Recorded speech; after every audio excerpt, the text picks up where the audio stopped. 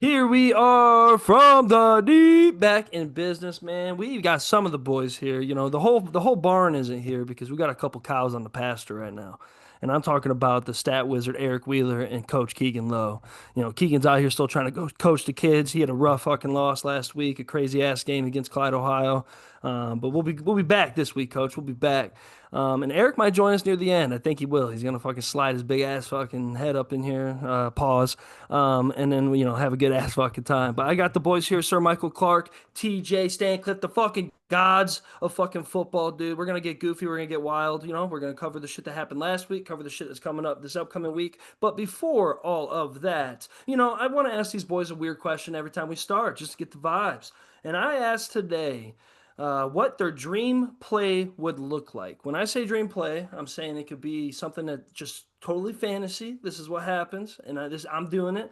Or a play they've seen already before that you're like, oh, dude, if that ever happened for me, that should be fucking chaos. But which one of you boys want to go first?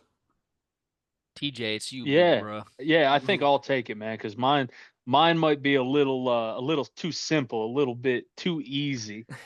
Listen, man, I've been a unit for my entire life. I played tackle, guard, center, even down to pee wee. I've always played line.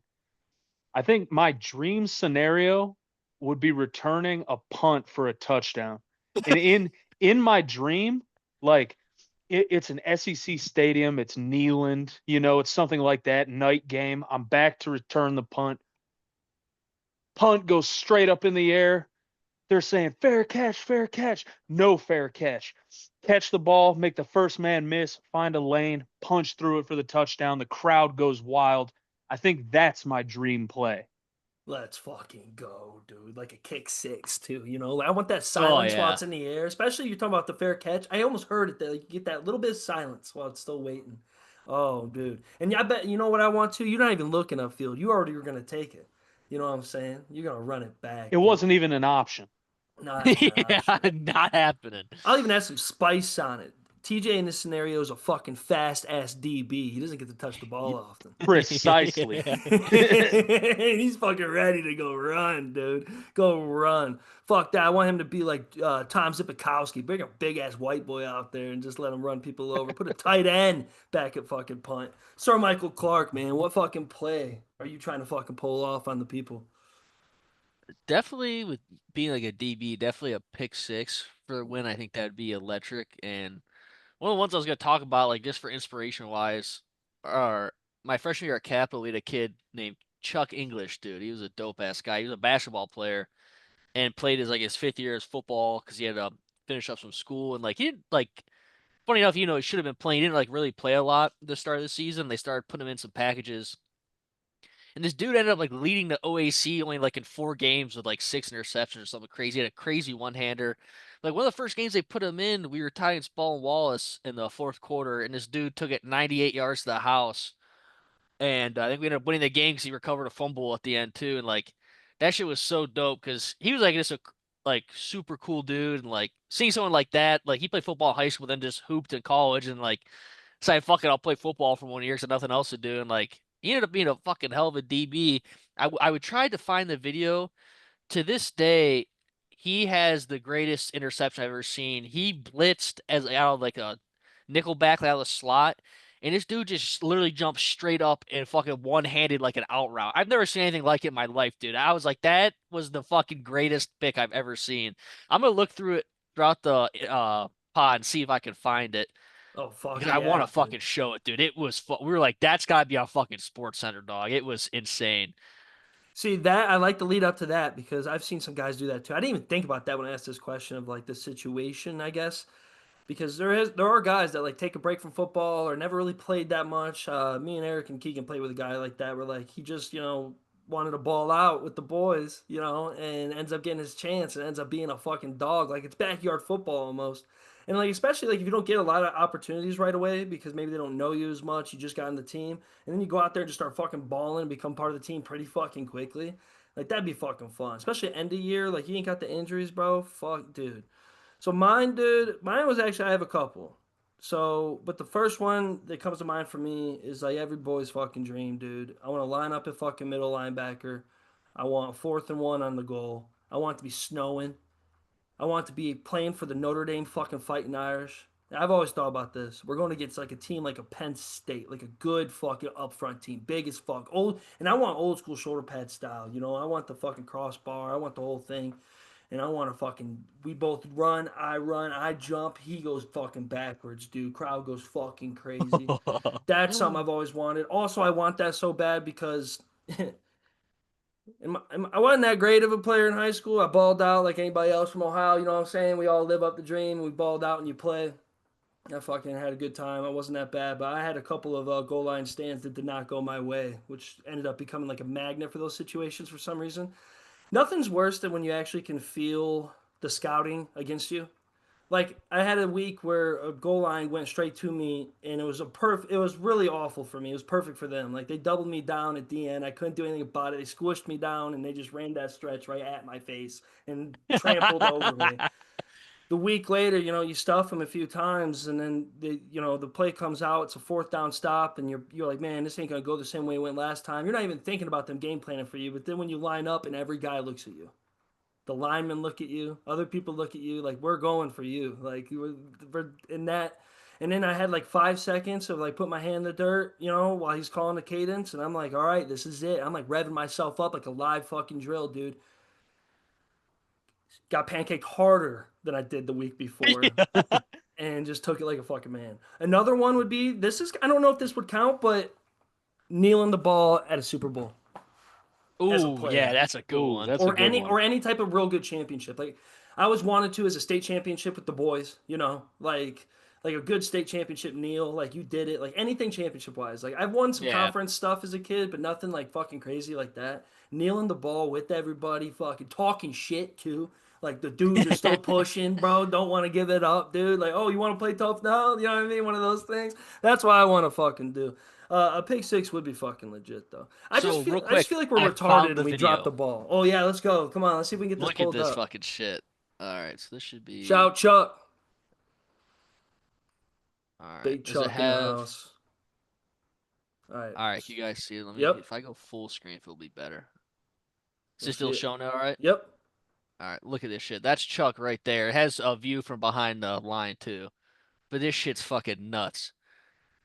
He just Oh pulled. man. Wait Oh till you see this shit. next. Wait till you see this next view. To this day, like I said, I'd never seen anything like this. He just yoinked it Oh right out Oh, of the air. man, I wish We you would have were been like, able to slip that too and just oh, I fucking know. run We it, were dude. like, holy fuck, man. Oh Yeah, that wow, shit was crazy. you see your recommenders, dude.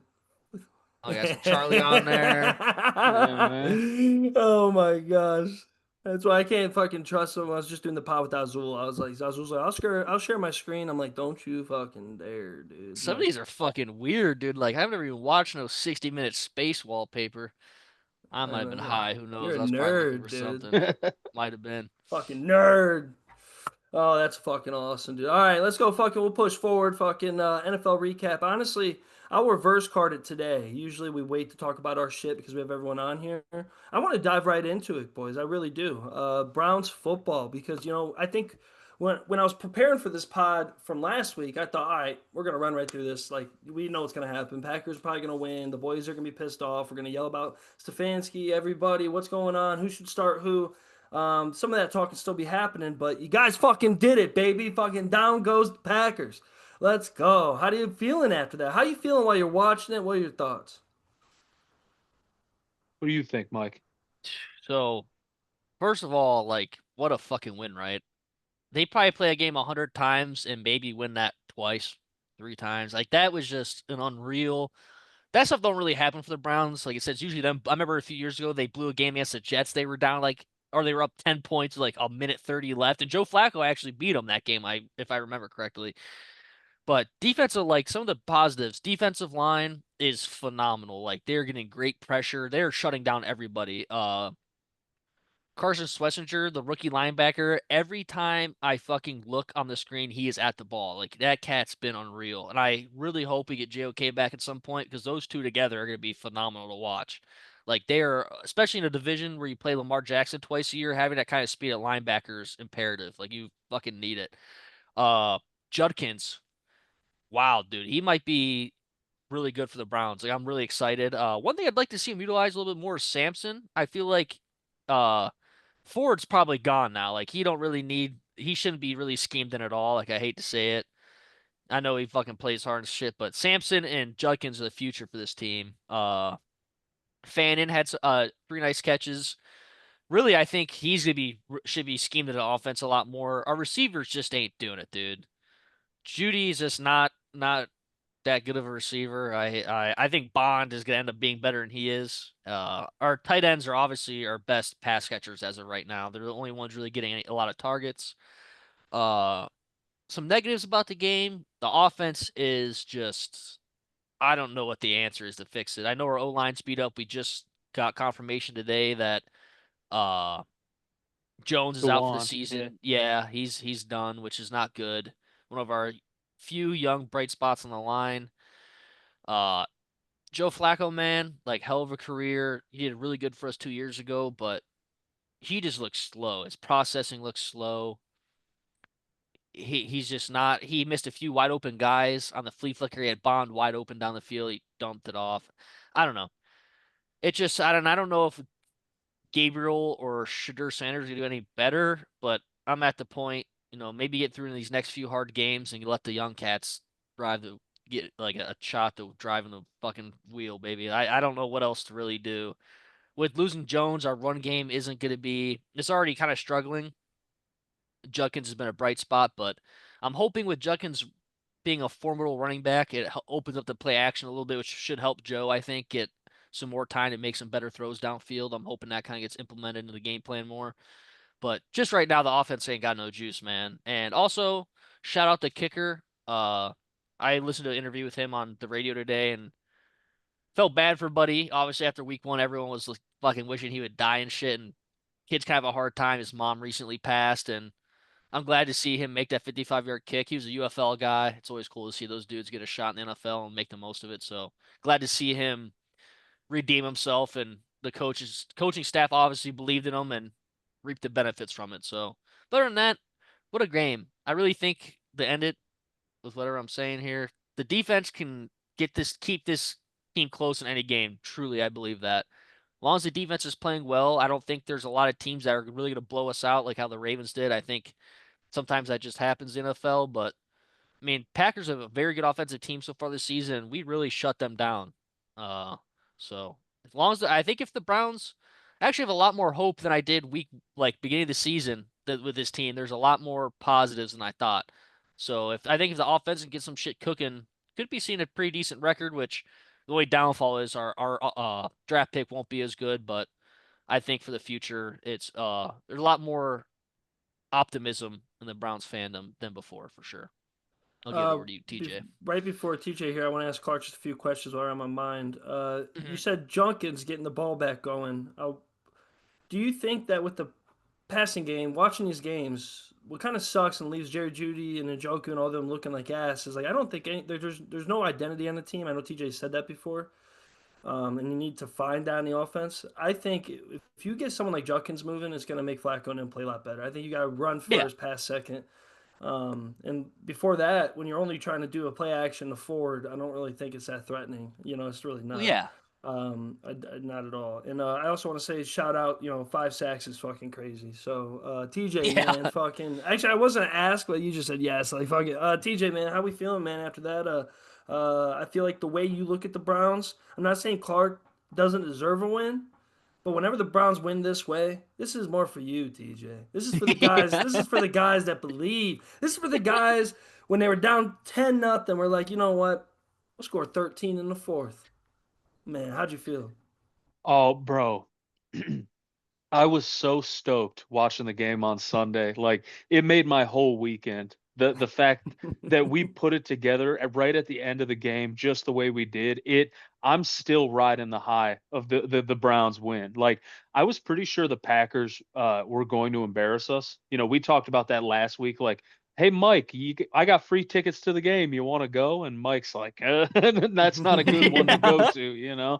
But no, I was super, super impressed with the defense. I love Schlesinger. I think to have like a young player like that, that you can put on an island in the middle of the field and he plays every single play like an NFL vet already is a huge weapon in the Jim Schwartz like scheme. Defensive line got after the ball. They were, churning on all cylinders.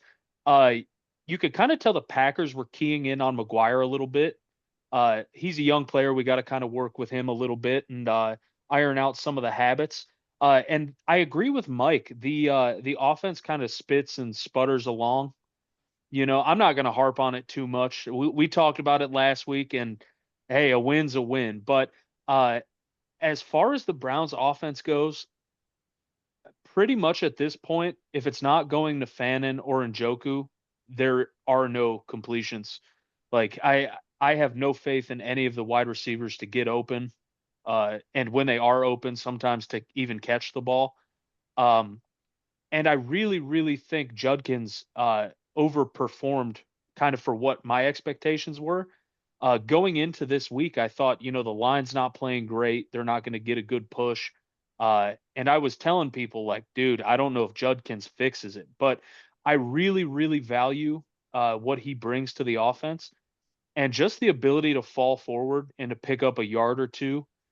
He's the type of runner that understands there isn't a hole and that Mhm. there's nowhere for him to go. So he fits up hard and tries to grab one or two in a situation where a lot of guys would bounce the ball outside and get tackled for a loss. So it's huge, So still got a lot of problems. But like I said, I'm not going to harp on that, baby. We got a W against one of the NFL's top teams. So I'm a happy camper till Sunday.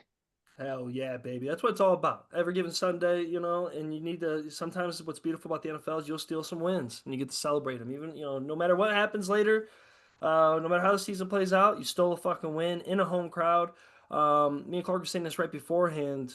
There's something that I'm gonna miss that's magical about playing on the lake. Usually the Browns fuck it up on the lake in front of their own fans. But those games take a life of their own. For those of you that have not been to a game, we have, like, those games really do. Like, I've seen some crazy upsets in person, just all kinds of upsets in person, just because, man, when they start bumping up in there and the alcohol's been flowing and Muni lot is still in the veins, going into the fourth quarter. And some guys were even more messed up and drunk because they haven't scored yet. You know what I'm saying? So everyone's trying to get Yeah. last call going into the fourth quarter. And then Bro, go that and that do it, stadium, that stadium turns into the fucking upside down after dude. 8 p.m. When the Browns have a night game, the rare Cleveland night game, the whole stadium is completely whacked out, man. And Oh, that's dude. makes me proud to be like a Clevelander, like I Yep. love seeing all the bleacher creatures out there roaming the roaming the halls. The bleacher creatures. I love that. You guys do need number one man. I like what you said about the passing because, man, you got 8 different guys had a reception.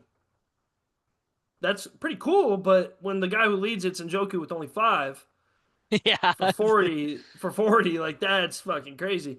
And then, like, look at the targets. The targets are all over the place, dude. Like, you have Isaiah Bond getting 4 targets, Jared Judy getting 5. Like, Njoku leading it only got 7 compared to him. But, like, that's you got to find some structure there, boys. And I get, like, using people, but you know what I do will say? I say it all the time. I just want to say it, man. For some reason, whenever I'm watching, I know he doesn't do too much, but just make Jerome Ford a goddamn slot by now. That's all he fucking does. Like, he's pretty good at catching the ball and running around. Every time I watch him play, he gets a catch, but then when he gets a handoff at all, which he did in this game, he don't go anywhere, but he'll fucking get a fucking 5 yard fucking dink and dunk, dude, and head upfield. Like, Yeah. fucking move him around, guys. Let's get crazy. And And look, man, I yeah. I love I love Jamari Thrash. Like Oh I'm yeah. sure he's a great guy and a good member of the team. Why, like, we're throwing Jamari Thrash balls when it's go time. Like when the game is coming down to the nitty gritty, it's not Justin Jefferson out there or Jamar Chase. It's Jamari Thrash, and that's nothing against him, but still, it's like, God damn, it's like we throw Judy the ball, he drops it regularly. Like the drops are a problem regularly. Throw Tillman the ball. Tillman's a player who has a little bit of potential that the coaches seem to really like, hasn't grown into, a functional member or a contributor of the offense yet. It's like Bond. Bond has had what, 3 weeks to like sack up and like learn the offense. And so he's touch and go and doesn't have a lot of connection with Flacco yet. On the pass along the sideline where Flacco missed him. If Bond's in a different spot, maybe he comes down with the ball. So there's just nothing. And then, like I said, if it's not Njoku or right now Fannin, look at where they go in crunch time when it matters. When we were trying to get in the field goal range, who'd they go to?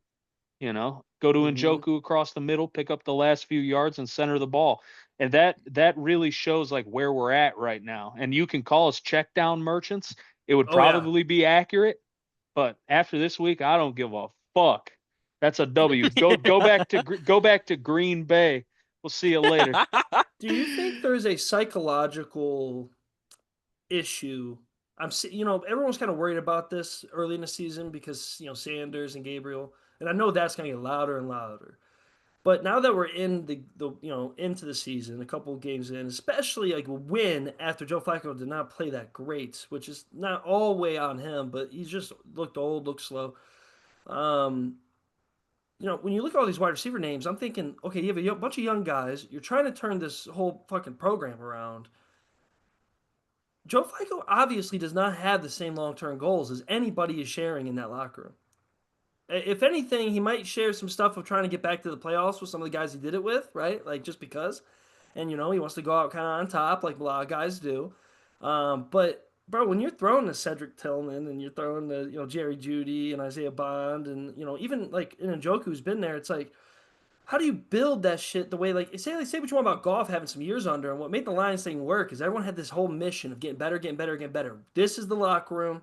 Let's get better, get better, get better. You didn't need that A plus guy like Goff. Like Goff wasn't an A plus guy yet. He ended up getting better by being with the Lions, but it's like there was growth there. You guys are stinted until you make that transition now. Watching that offense, you are so like you're stuck until Yeah. and even if that transition is not as smooth as having Flacco out there. Say even okay, I'll say this too. You don't get into this game without a Flacco because the young cats would have probably fucked it up and you'd have been down more than 10, right? Like the Flacco keeps you in the game as well, like an old stallion, just because it's Flacco, right?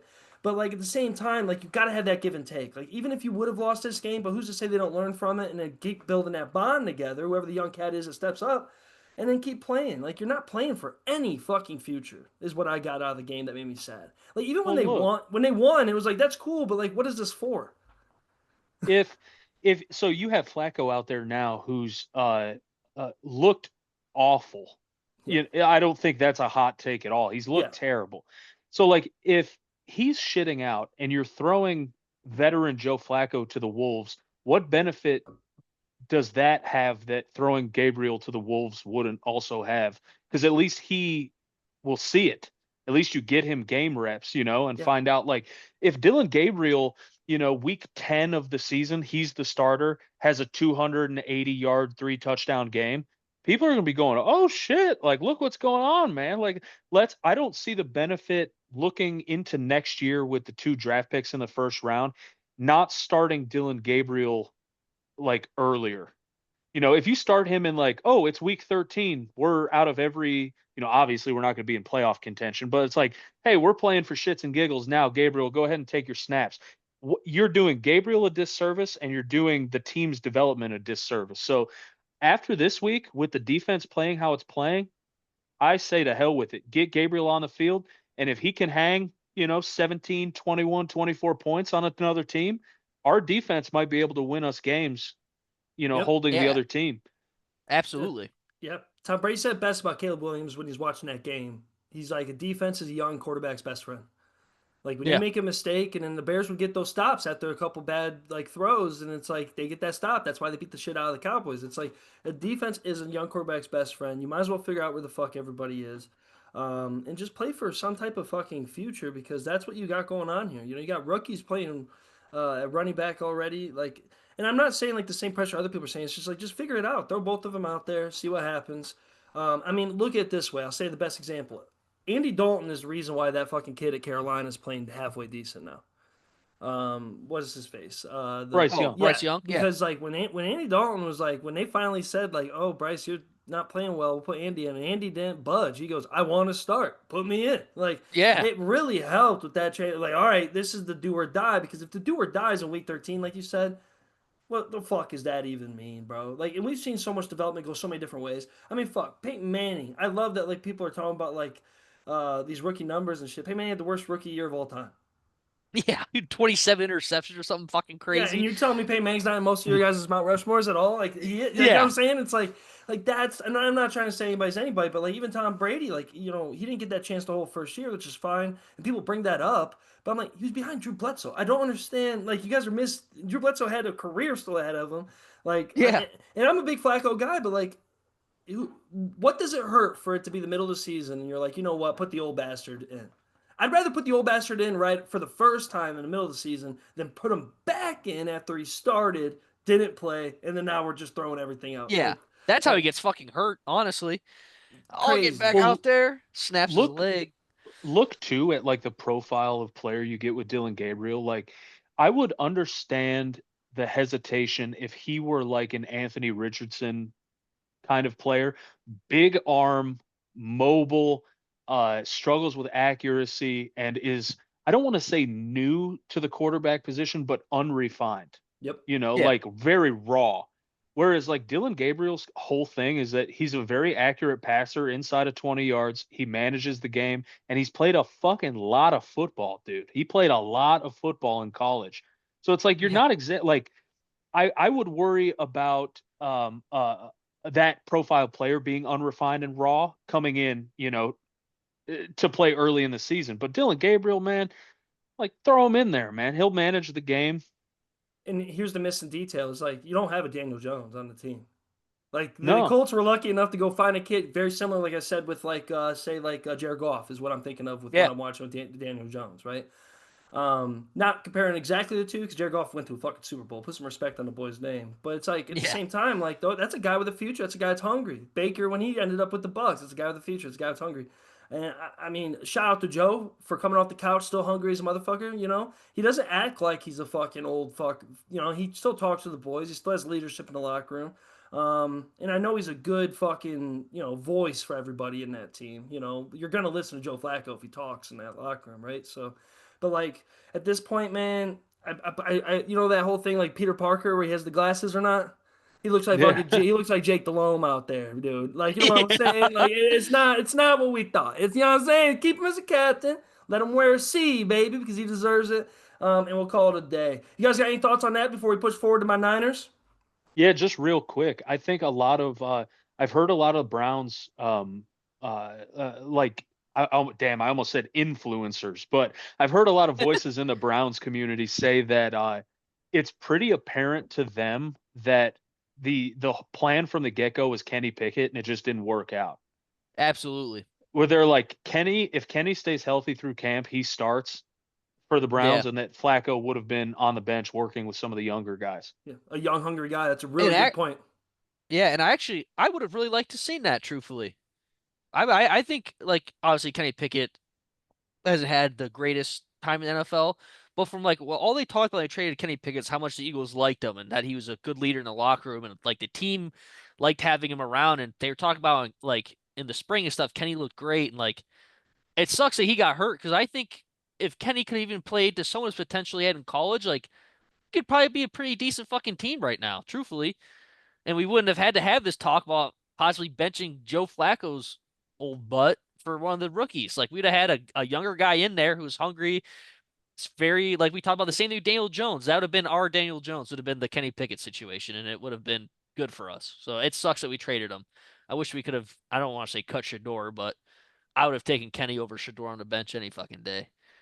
And that's just on paper, you know. But also, 100%. I pray for you guys when it's getting as bad where you got to say Kenny Pickett could have been our guy. Shit needs to change. No, but you're not wrong. I'm just like shit needs Yeah, to I mean, it would have change, been at dude. least been interesting, Kenny right? Pickett Like was I would have supposed to given that role. fucking save us. Like that's just fucking. And And this it's is true.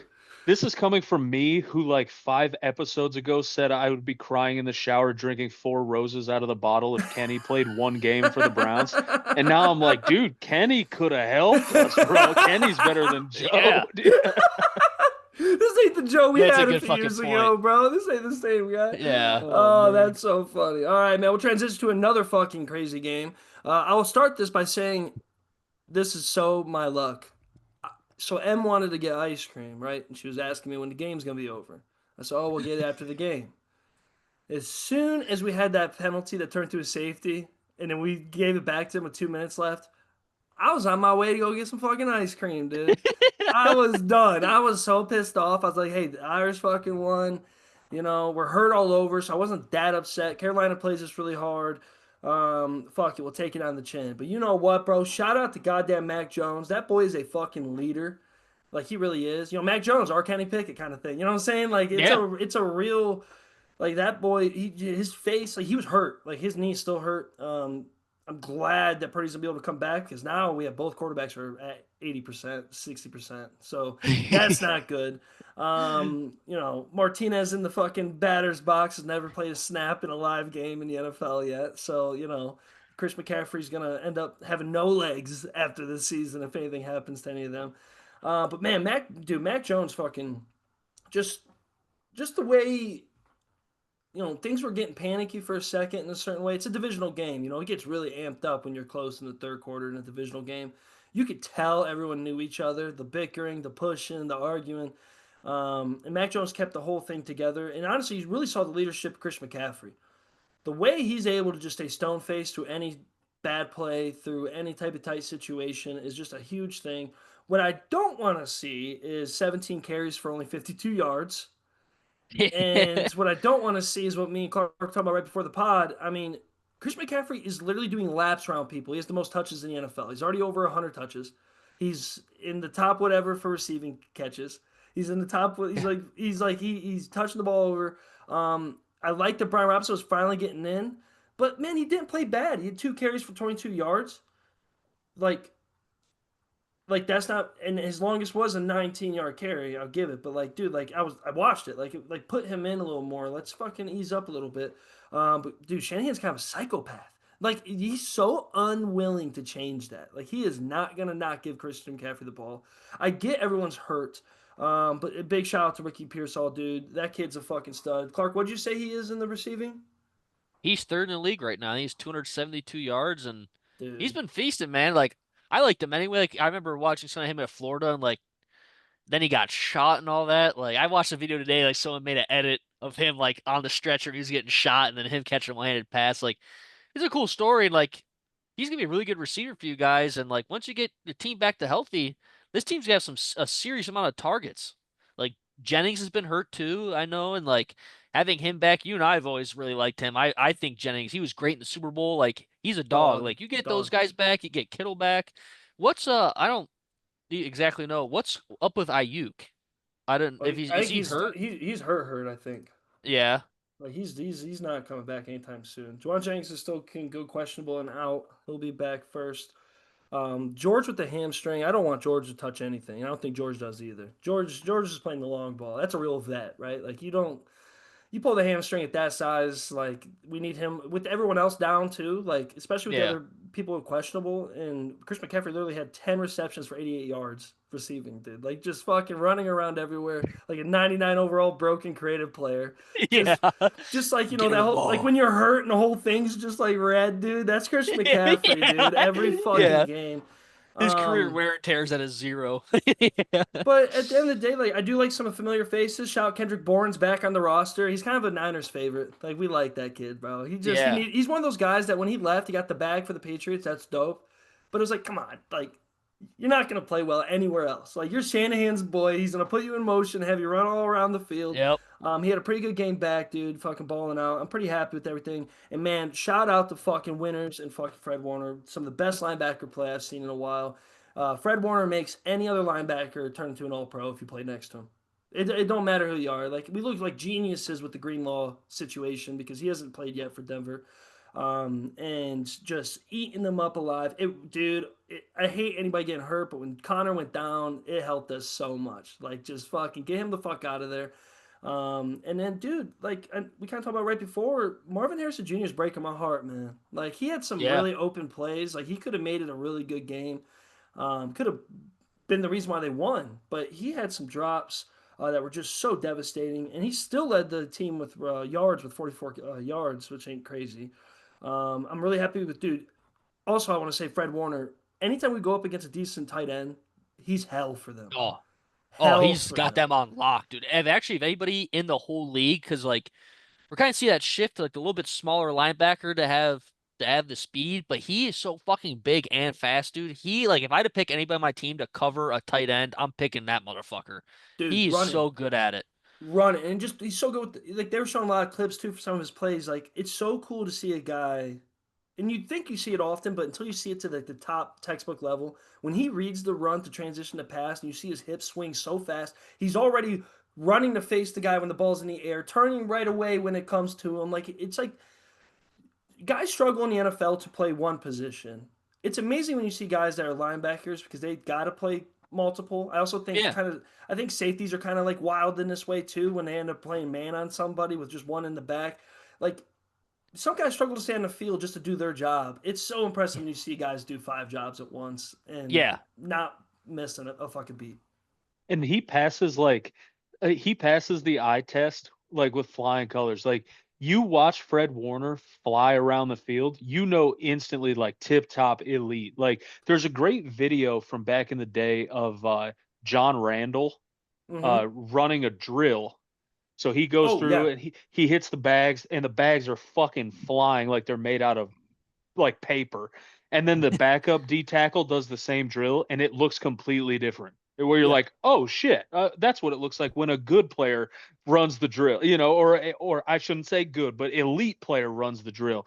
And Fred Warner is that guy, man. You watch him and he's everywhere at once.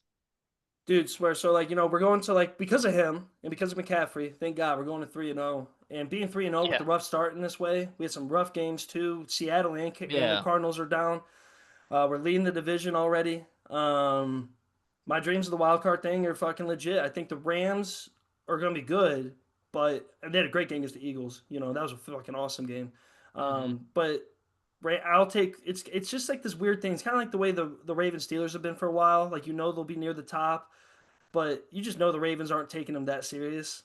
Like I don't want to say like we're not taking the Rams serious, but like Fred Warner's lying across Matt Stafford. Matt Stafford hates his life. It's just the way it goes, and like Yeah. we'll keep it gritty. All I need is a couple guys back and healthy. We're lost everybody. Bosa's fucking out, which sucked. I knew that was bad. Like he gave the thumbs down while he's on the sideline too to his people in the crowd. He like eyed him down and goes like this, like I'm done. Damn. That's bad, especially because we started getting some momentum with the D line for the first time. We got some young cats that are actually playing well with him. He's not getting double teamed all the time. It's really looking clean. I was like, oh, we're kind of back a little bit. Let's go, baby. Like the defense is back. And then probably without a doubt, top three guy that can't go down is Nick Bosa. It really is. Yeah. It goes like it's literally McCaffrey, Warner, and Bosa. And Mac Jones, thank God you have showed us that Purdy's not one of those guys. Like, thank God because he fucking balled out. And dude, it's time to start sounding the alarms. Kyler Murray looked like buns, bro. Like, and I know like I'm a big Kyle Murray advocate. I think he's slick. I also think until now he finally has some stability at the Cardinals with the coaching staff. Like that coach ain't bad. They're 2-1 already. It's not that crazy, but like, dude, Kyler Murray ain't it, bro. I'm watching him. So like scurrying around like a little man looked awesome when you're like 20 some years old. It doesn't look awesome when you're gonna be a grown man in a handful of years. Like you can't do it that way. Like if people are worried about Lamar and worried about fucking Michael Vick, dude. We're gonna see like you think Oh. Tua was bad. There's gonna be a Oh, he's hit gonna get killed. because there was a moment where his like twitch just wasn't there on a certain plays. You could tell he was tired. And for a split second, dude, it looked like his life was on the line. His eyes got big. Guys were diving in. You could see it in his brain that his legs just didn't do that little fucking thing he wanted it to do. And then now fucking Fred Warner is fucking staring you down the fucking gullet, dude, ready to fucking take your head off. Yeah. And also, like, I will say, shout out to the Niners, very close to losing the game by taking his head off. Whenever I saw fucking Murray slide, dude, I don't know if there was like a Saints bounty like the old days on him, but I was like, bro, chill. Like he slid. I saw him slide 5 fucking yards ago, and you're fucking muscling in. Oh, shout out fucking Niners. That's all I gotta fucking say. We're gonna fucking be all right. I don't think we're Eagles level, of course. I don't think we're Lions level. We don't gotta be. We gotta win every fucking game and at least fucking make it to the playoffs. But before we start fucking trucking along, we did our fucking teams. You guys got anything Niners related at all for me? Anything? Do you do you think any trades are in the or on the horizon for them? Maybe try to shore up the D line a little bit with all the injuries, or you think they're kind of just going to wait to get their guys back? Even offensively, do you think they have any sort of plan to make a trade for somebody to try to shore up the depth a little bit? Or you think they're kind of just ride with what they got and hopefully I get everyone think back nice and healthy? it's a so people have been talking about that. So I think look, so this past couple weeks, health getting like born back. We also have Valdez Scantling on the team now. Hmm. We've made some transitions to just help with being thin right there. I will say I would be way more scared last year if Boza went down, but this year everyone's very young and guys can play at multiple spots and you can rotate a little bit. So in a weird way, it kind of works out. In fact, I think there's gonna be a couple stars made out of this. You know what I'm saying? Yeah, Like there's some guys that are just studs, kind of waiting for that. And I also think it's gonna be kind of nice to see a transition defensively for Fred Warner and them because Boza takes up a couple guys every time. So I'm really interested to see what happens next. Like, is Fred Warner the guy that they call a little bit more when they do the stretches to make sure they get up to him to double, to make sure a guard touches him? Because there's gonna be you're gonna see guards not be bothered without Boza around anymore. You know what I'm saying? You won't see the oh, double teams. absolutely. Um, do I think the sad part is I answer this? We can't work the books. We're fucked. Niners are one of the most fucked teams when it comes to the books. Like it's not because we just paid so many people. It's we have a really complex game plan right now with after we played Purdy. Got rid of fucking Debo. We already tried moving everything around to make sure Bosa's paid, everyone's happy. And it's one of those things like you guys are going through a lot where it's like, this is who you got. Guys are going to go down and there's going to be no magic button for anybody new. And you just got to ride it out. And luckily, I think we're going to be good enough too because shout out to Salah being back and guys like that are Yeah. making a huge fucking difference, dude. You could feel it out there. So Shanahan and Salah got a couple head coaches. Everyone wants a couple head coaches on their team. Um, so yeah, I mean, I don't think you'll see anything. Sadly, I just don't think so. Not yet. Maybe if they don't turn out too well in the next couple of weeks, you could see definitely something, but not Yeah. yet. Not yet. Fucking, we're leading the division with everyone off the fucking team, dude. Let's fucking go. I'm counting my blessings on this Monday when it comes to the Yeah. Niners. Oh shit. All right. So I'm gonna scurry through some things. You gotta stop me when you want. Whatever. We're riding perfect on time. Actually, I just want to make sure we get through some things. I might ask a couple random questions here or there. You know how it goes. I did want to say this right away. It could be a quick answer. First game, Bills beat Dolphins. Are the Dolphins that bad, or are they kind of just playing pretty decent teams? Because the Patriots game didn't look that awful. I think it's definitely both. I'm definitely leaning more towards them not being a good team. I Yeah. think they don't. I don't think they got it.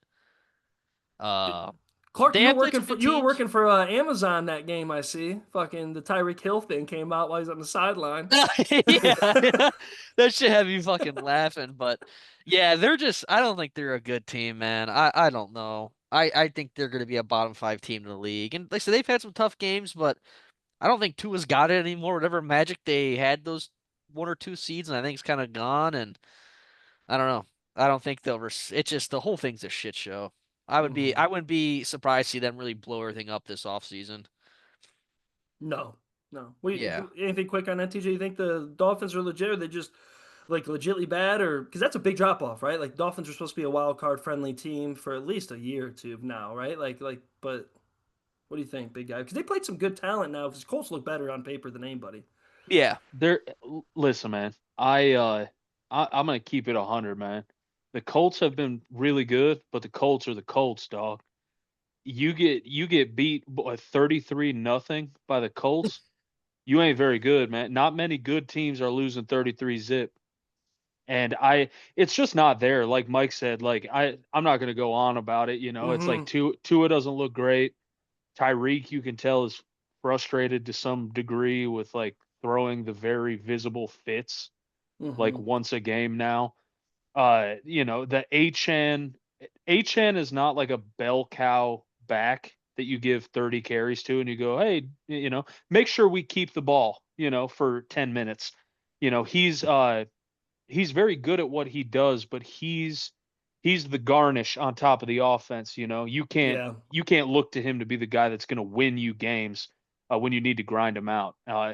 But yeah, like Mike said, I would imagine the Dolphins go like ass over tea kettle in the offseason, and everybody either gets fired, traded, released, or whatever, and they start from scratch for next year. I mean, people forget that with McDaniel, with that style of offense, he needs a running back. They've had some decent running back play last couple of years, which made them look good. And I made the joke like, oh, McDaniels is going to be great as the Lions OC next season. Like when he's a fantastic coach. Like offensively, I'll say like I really believe in what he does on offense. Like I love how he sets up and sets little traps for later in the game. He's got a really, really developed mind for football. He's kind of an odd bird, a bit of an Yeah, ugly duckling, so to yeah, speak. And that goes one of two ways. It goes really well when you're shit canning teams, and it goes really poorly when you're not. So I'd imagine he's on the chopping block. 100%. And I'm glad for it. I'm really happy you said that because I was going to say this before I keep transitioning. He's going to be part of the Niners story. He's coming back. He'd only play for Yeah. one guy. He'll play for Shanahan. That's Shanahan's golden child. Like it really is. Like They were on the Browns together, man. they're like literally like McDaniel to him is like his guy. Like he's one of the few guys that's allowed to touch the offense with him. Ever since he left, it's all been Shanahan. I mean, it's always Shanahan, but it's really Shanahan again. And if you want to see McCaffrey survive, like just survive in general. McDaniel's come back next year, and we got the whole crew back. Salah, McDaniel, everyone's back in the house. Yeah. Let's fucking run it back, baby. Let's go. Not to be too long-winded, Colts beat Titans. I'm glad we brought that up because I mean, I think the Colts are awesome. I think it's awesome what they're doing. I think they're gonna be pretty solid because the division sucks.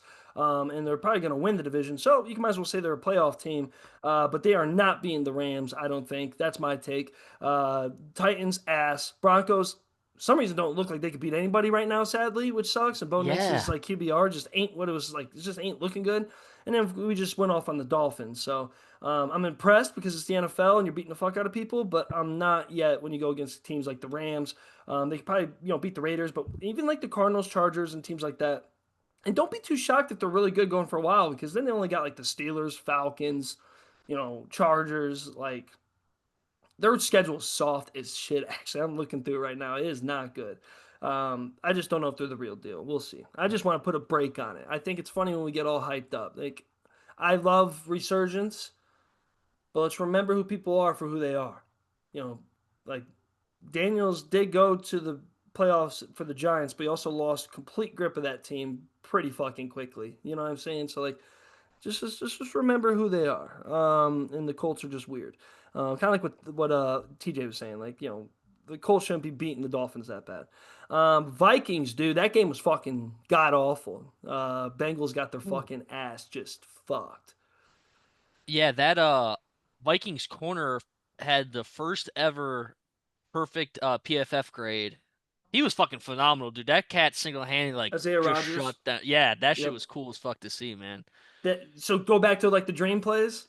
That's something we Yeah. should bring up of having a dream game like that. There's no better Yeah. game than that, bro. He fucking. It was actually amazing to watch. I was kind of blown away. Yeah, that kind of went down. Hey, James Winston to the Bengals. I want to see it. I want to see something Oh. funky, dude. I do. I want to see something fucking funky, dude. 100%. Let's fucking get crazy. Steelers close game against the Pats. The only thing I had to say about this is I said to Clark right before we started. I only had one take on that, other than it just the Pats Steelers are kind of both mid. Aaron Rodgers. Have you seen Aaron Rodgers' helmet, TJ? That's Yeah. I love the classic style when he was like, I love the classic style. I love the fucking chin strap with one button. I love the single thing. I love all that. That helmet though he has on, bro, it's like makeshift. Like that thing doesn't have the same. It's like it has the wrong face mask on, like Madden or some shit, bro. That's the ugliest fucking aesthetic I've ever seen in my life. Is Aaron Rodgers right now? He's like the dads that wear New Balance. Like he's going for functionality over drip 100%. Like if that's probably like something super specific with his peripheral vision. Like only one face mask doesn't have a bar here, so I can see into the flat. Like Yeah, he probably has like some crazy ass excuse or reason for it. yeah, dude, exactly. Like I just love it. Fucking give the Brett Favre look out. Um, Eagles win banger against the fucking Rams.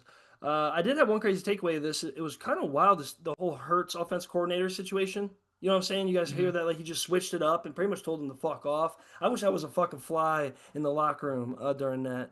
But big win for the Eagles. I thought the Rams would steal it. How we feeling, buddy? Coach Keegan Lowe just joined us. Feeling good, boys. How we doing? How we doing? Freaking Oh, thriving. excited for tonight. Oh Woo! yeah, baby. Oh Yeah. yeah. We'll get right to the lines actually here in a second. 'Cause we're almost done with this. That's actually really perfect timing. Mm, Yeah, Eagles. That I don't know if you guys saw. Did you guys see the head security guy for the Eagles got fined $75,000 this week? really? That dude works for the mob or some shit and has been killing people for the Eagles players or something. Because I've never seen a fucking security guy so like on a pedestal for a team. This is so weird. He's Yes. either like hiding bodies or fucking I don't know what the fuck that cat's doing, dude. It's because he was sending text messages from the sideline during a preseason game. I don't. It's Yeah. But weird. like Yeah. when you watch like at the end of the game when the coaches go to midfield and shake hands, the only guy around Sirianni is that security guy. And it's like at every other game or level, it's like a state trooper or like, a couple city cops and the OC are walking out there. With him, it's just this one Italian guy, like Yeah. his Goomba, like Yeah. walking him to the middle of the field, man. Dude, it's just weird to me. Honestly, I think it's cool in a way, but ever since him and Greenlaw pushed each other at that playoff game, dude, I can't stand that fucking guy, dude. Sit the fuck down, you fucking fat fuck. You Like, I spaghetti can't. eater, get out of here. Yeah, I need to start lifting again, boys, real hard. Maybe I could be the Niners guy like that. Me and him have to fucking shake hands for overtime or something, bro. Like, I'll fucking go out there, stare his ass down, dude. I'll fucking growl, bro. I'll come out there with pads on, just says 0-0 on it with Jack Warner on the back. Then, like, hey, random, but I thought this was wild. Somebody, I don't know who. It was like you're not like you'll never find out who, I guess. But one of the owners apparently in the last couple of years was trying to throw the idea out that coaches should look like baseball coaches. So they kind of tried pitching the idea. Like imagine Andy Reid Oh my with a fucking god. jersey, Quadruple XL jersey fucking on. jersey. Oh my gosh. Hey, I say this. If we're gonna do it, we gotta go all the way. No looking like some I'm injured player Pads. I need pads. on reserve. You gotta get padded up, dude. Yes, exactly. Yes. You don't have to have a helmet. That's a bit No. ridiculous. You gotta get your headset on and everything, but you can be padded up. See, I see why Keegan would want it. Dan Campbell would look sick, Yeah. dude. He Oh my would be- God. he would look sick, bro. Just big as fuck. He looks around, fuck it, puts his helmet on, fucking goes out there. Full eye black. Like the whole face. It is something random too. Like he holds the fucking game-winning field goal. That'd be sick. What? like like Burt Reynolds from the Longest Yard Yeah. remake. They get to Yeah. the 5-yard line. He's like, I got this one. And he Yeah. straps up and goes out there. That is exactly what Oh, was gonna just be there's said. some of them like Bill Belichick would look hilarious. I don't know. I just wanted to bring that up because I started thinking of different coaches. I'm like, that might be one of the funniest, craziest shit ever, bro. Oh god, that'd be so Pete fucking Carroll, awesome. just the oldest man you can find. He's like standing. He'd fucking run around that damn field though. Harbaugh would love it. Oh Dude, yeah. he'd have the helmet on Bell it on. Yeah. with the little speakers in, so he's talking to him too. Do it. I love when he looks at like he was was it like last year? He's like, have you seen Justin Herbert? Like, have you actually like seen that guy? That guy's awesome. It's like, can you imagine like playing for a guy like that? Like, yeah, coach, what's up? He goes, dude, you look at your hands, so fucking big, dude. I love it. He dropped that pass the other week, a couple weeks ago, and he got all pissed off. He's like, it's okay, coach. He goes, no, it's on me. It's like, that's fucking awesome, bro. Let's fucking go. Bucks win another walk-off game, dude. Hey, I'm starting to. Baker might be one of the best clutch players of all fucking time, in my opinion. For Yeah, regular he season, really dude. is, man. Don't sleep on the Bucks. They get close to the playoffs, and you get a one-possession game against them in the NFC for a wild card or anything, bro. They will fucking murk you, and they're gonna win their Yeah. division too. So it's like who else That- in it? So it's Emeka them. Ibuka too, man. He is Oh. playing so good for a fucking rookie. Like he's been like his go-to guy with fucking Mike Evans. I think he fucked up his hamstring again. Maybe I saw. Yeah. That Ibuka just like he's playing like what Marvin Harrison should have been. Like that's how much of an impact on that offense. And it was funny Baker said something in the press conference like he's disrespecting my good passes by catching them one-handed. It was Yeah, I pretty love funny. that. Yeah. Oh, I I hope th- so. Ibuka was there for 600 years for Ohio State.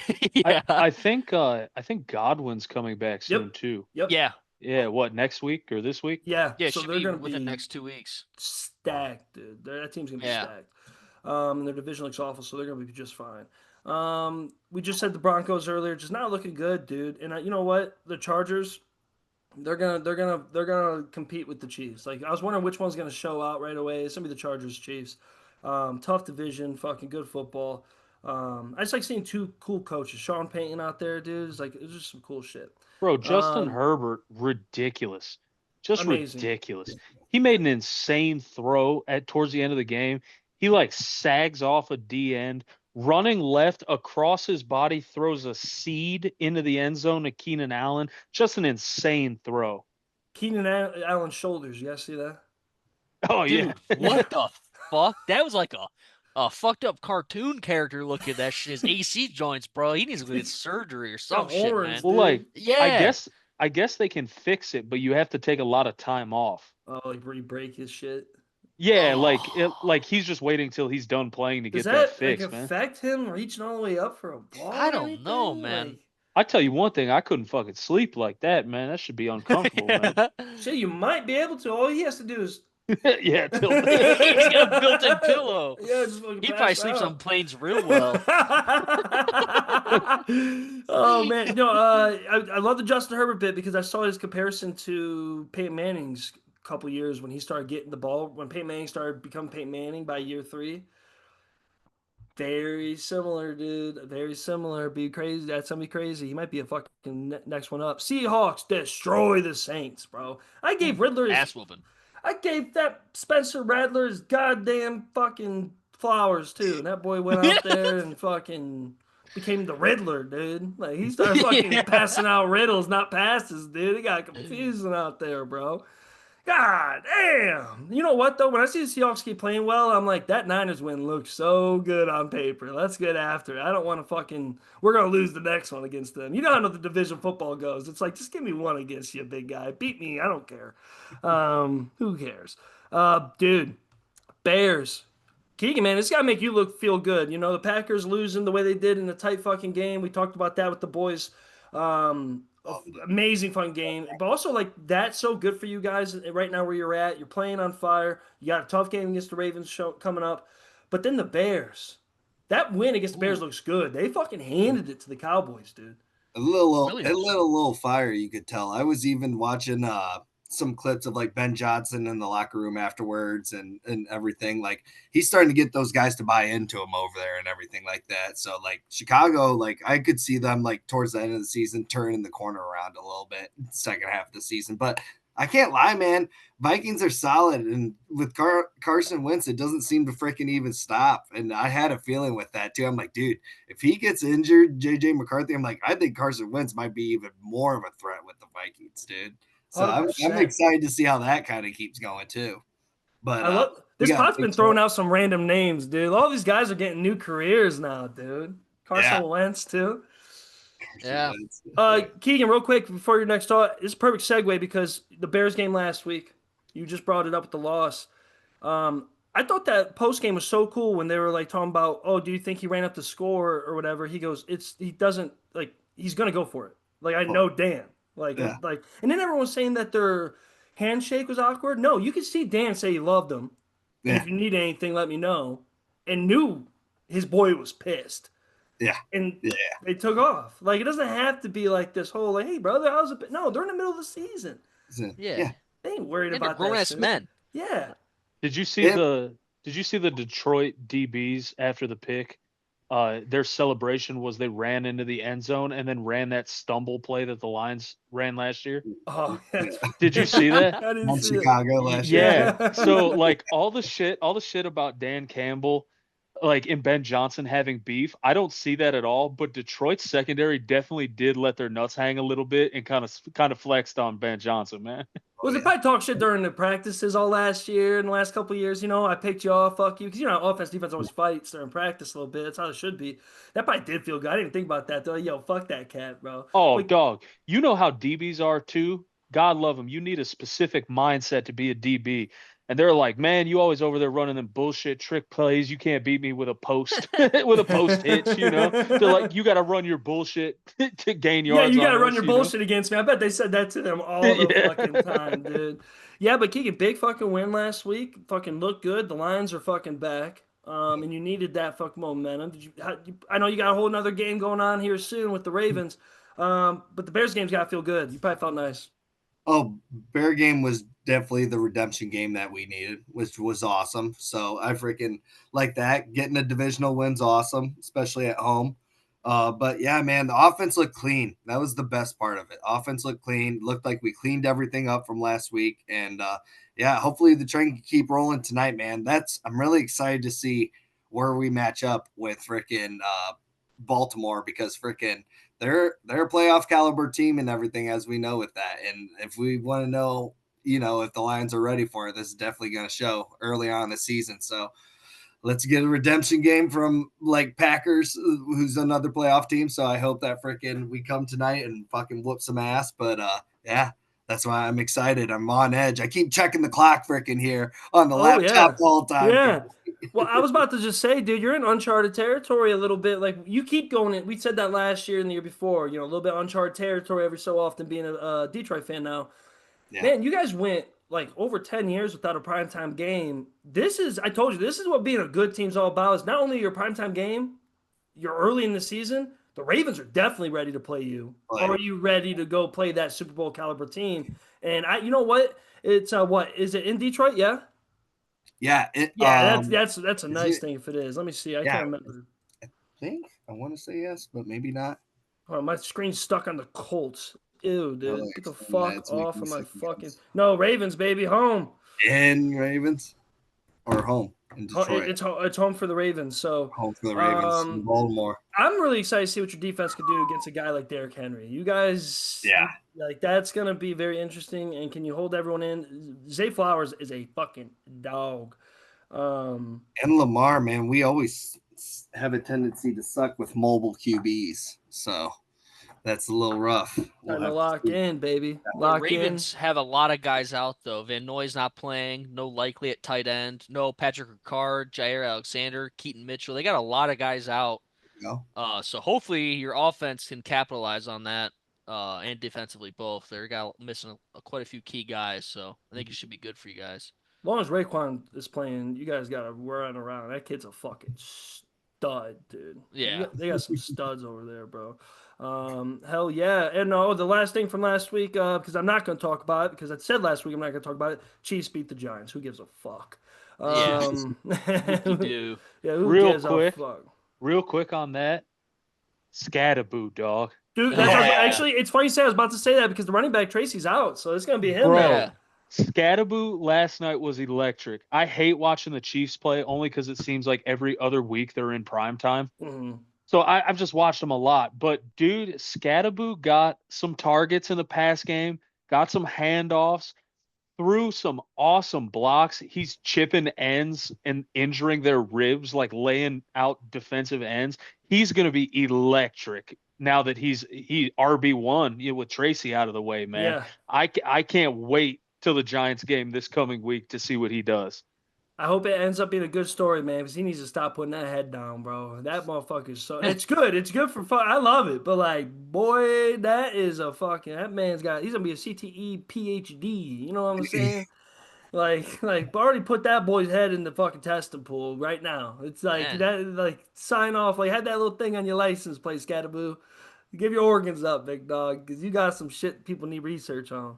He had 120 yards last night overall. Yeah, he balled last night. Yeah. His face is going to be flat like a pug after his career from fucking slamming into people. It's good for football, man. It reminds the kids of, like, you see all this flashy shit in the NFL all the time, which we all, it's good shit. Like, I'm not, like, being that much of an old head.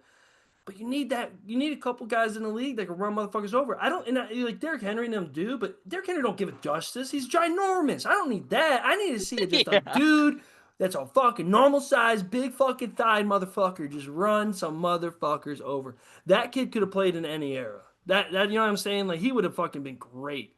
in the old school days, bro. Like fucking, we got a New York Peyton Hillis coming. Yeah, I had that going on. You guys said Browns with Jones. He's out for the season. Cardinals lose James Conner for the season. You see Andy Reid chesting up Travis Kelce. I thought that was kind of fucking awesome. That back and forth. Like, it's cool for the situation of like Travis gets a lot of shit for doing that to Andy. It's kind of cool to see Andy do it back to him, just because you could tell that is their relationship. Oh, When absolutely. the game's on the line, we won Super Bowls together, dog. We're like father and son out here. Like, you fuck yourself, I'll fuck myself. Let's go win a fucking game. That's all they care about. Thought It's a that was real dope. ass relationship. Like it just So real. they Ain't work no, together. yeah, absolutely, yeah, You ever got in an argument with someone you work with? That's what yeah. they're just doing it right in front of us. That's literally it, bro. I mean, I don't know if I would love to chest up some people I've worked with, but like, I try not to do that. You know what I'm saying? Well, it's like your dad, man. I mean, it's like Kelsey's. It's like he's out there talking to his pops, man. Yeah. Everybody's Yeah. been like, "Dad, you're being a fucking dick right now," and then your dad's come back being, "Hey, you watch your Oh, mouth, boy. You better yeah. shut your ass up." You Andy know? Reid, Andy fucking came at. Travis is lucky Andy didn't have the uniform on, bro. You'd have ran his ass over, dude. He padded up. He's like, you did this to Worthy? Boom! Yeah, you like it, fucking Travis. Where's your brother at? Your brother ain't here to save you. He's standing over him. That'd be awesome. Oh, man. This is random, but I've just been big into the Pat stuff lately. I don't know if you guys watch Julian Edelman's podcast at all. I just think the whole aura of that dynasty is so cool to learn about. And one of their long executives just passed away. Bobby Greer passed away today. Shout out Bobby. Harris. R.I.P. Yep, dude. Najee Harris, Achilles. Fucking, Yeah, that's sad. popped it. Yeah. That's sad. He's gonna be toast for a little CD while. Lamb also high ankle Yep. sprain. He's apparently gonna be out. downplaying it. He said. Yeah, I So hope he- so because he was my yeah. first round draft pick in fantasy. So Well, fuck, And bro.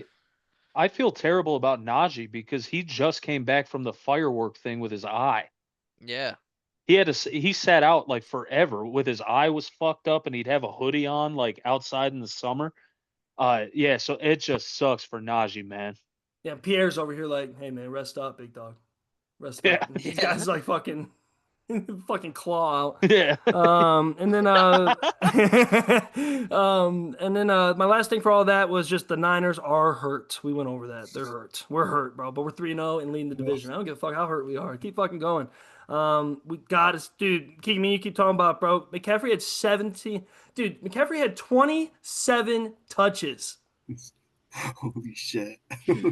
17 on the ground, 10 receiving, bro. Like, that is absolutely that man. Someone please stop. Coming up this upcoming week, of course, we got the Lions playing tonight. Let's go fucking Lions. Let's get that fucking dub. Let's help the Browns out in the division. You know what I'm saying? Let's fucking do it. And then, but for coming up, we got Seahawks Cardinals. I have my eye on that one. I think this is gonna be actually a pretty good game. Vikings are playing the Steelers in Dublin, which is pretty cool. That's the first set of European games, which will be kind of fire. Real quick, Commanders Falcons, Saints Bills, Browns versus the Lions next week. Yep. Hey, Oh, baby. yeah. I mean, of course, we want to get through this week. But I mean, the only thing the Browns got to do is whatever the fuck they pulled off against the Packers. Just play Voodoo. some, play Black some magic. dirty ass voodoo football, and just hope your 55-yard field goal goes in. Like that's that's why the NFL is awesome. You would not see that shit in college like that, dude. I will say though, the Lions the Lions are going. It's depending on this because this is lose-lose. If the Lions play pretty well against the Ravens and get their footing, they're gonna be even tougher because they're gonna be just rolling. And if the Ravens play the Lions really tough and fucking frustrate them, the Browns are gonna be a punching bag next week for the Lions. Right. Yeah, it's gonna be like the Bears game all fucking over again. But we'll see how that plays out. I think it'll be close in a certain way. I mean, it's football. It's gonna be awesome. That Great Lake rivalry type shit. Let's go. Nothing really else that takes my eye other than Jags. Of course, the Jags play Niners. Niners are gonna get another win. Let's go 4-0. Let's keep it trucking. Keep it moving. That's all I want to see. What I do want to see though is Travis Hunter take a slant against Fred Warner. I want to see that so fucking bad. I want to see Travis Hunter go with that weird, that fucking running he does. He's all fucking goofy. Hit that fucking slant. Be like, I'm wide open, and fucking in the background, Duval, and then boom, bro, fucking clean his fucking ass, bro. Ninja Turtle looking motherfucker. Ravens Chiefs will be really fucking big next week. And Packers Cowboys will be pretty cool, but I think the Cowboys are going to get fucking smashed. Colts will lose against the Rams and so forth. Oh yeah, Eagles and Buccaneers. That's the other big one. That'll be a cool game. That's a good one. Yeah, that'll be a fucking cool game. You guys got anything else NFL before I push along real quick to go over a little bit of some college football and before we wrap up? No, really. And college football with, it's really just us talking about ND. Oh yeah, Oregon. got to do it for us. Keegan, your boys at Oregon looking pretty fucking good, dude. I'm really excited watching them play Penn State. That's gonna be a fucking good game, man. Penn State will be a tell if we are really the real deal or not, for sure. Absolutely. But yeah, no, I've been impressed with our boys. We've been kicking ass. We really have. I've been way more impressed than what I thought we were going to be this year. I thought some of those games would be closer. So I was kind of, yeah. You got a good quarterback, dude. He's a fucking stud. He really is. Yeah. But and Dan Lanning's showing right now. Like, you could tell he has a lock on that program. Oh, yeah. Yeah. But going in Penn State, tough place to play. Oh, is it their whiteout, I think, too? I think so. I think it's their whiteout as well. Yeah. Well, they'll go in your favor. They don't win many of those, dude. You know what I'm saying? For some reason, they fucking don't. And Oregon, like, to me, of course, I'm saying this from a Notre Dame fan standpoint. And I don't mean disrespect, but it's just the reality. Penn State is definitely more like a Notre Dame. Like, we're really good. We have the tradition. No one's saying we ain't good. No one's saying we ain't got NFL talent. No one's saying we ain't going to go to the playoffs type shit. But I'll say from my experience as a fan, just in general, eye test mixed with just your gut. You know how it goes, mixed with everything. I mean, Oregon's on that train like the Ohio States of the world, like the Georgias of the world. Like, that train moves really fast. And Penn State and Notre Dame are keeping up with the transitions. We're making a lot of money. That helps, boosters and so forth.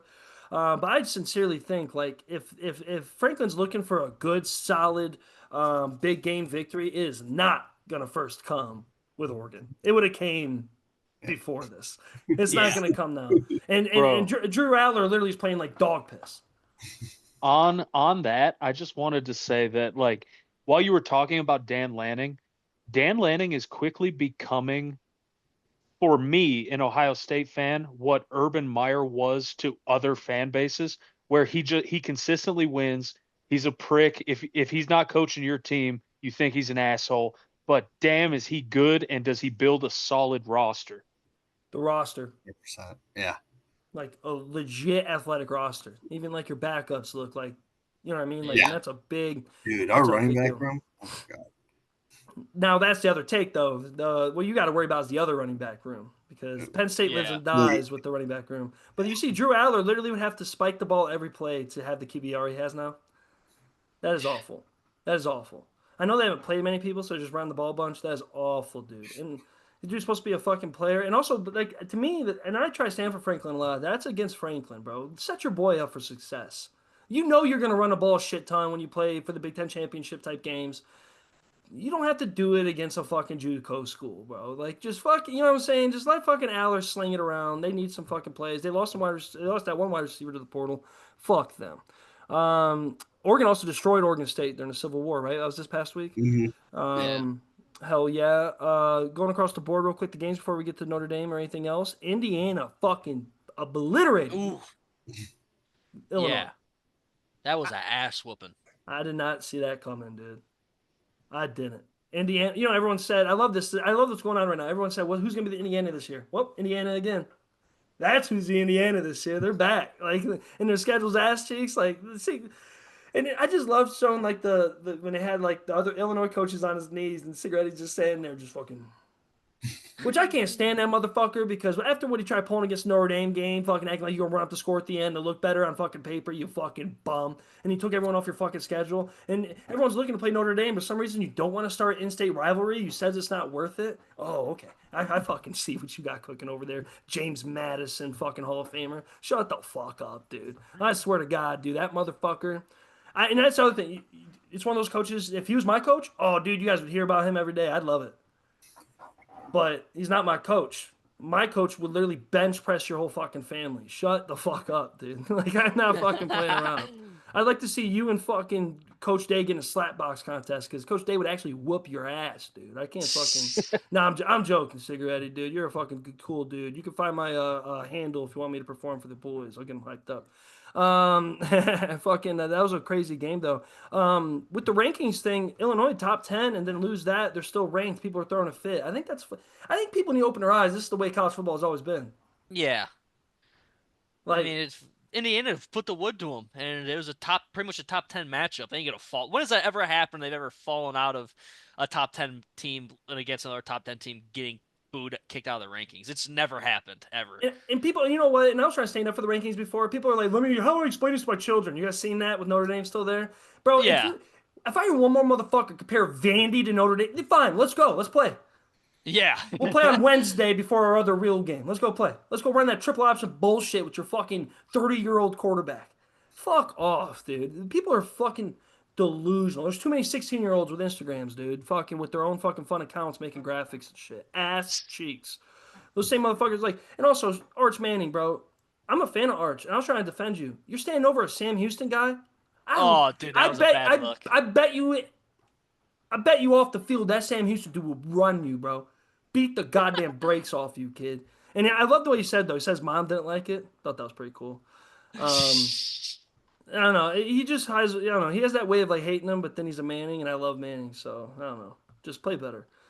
Michigan, Nebraska, close game. I think Yeah.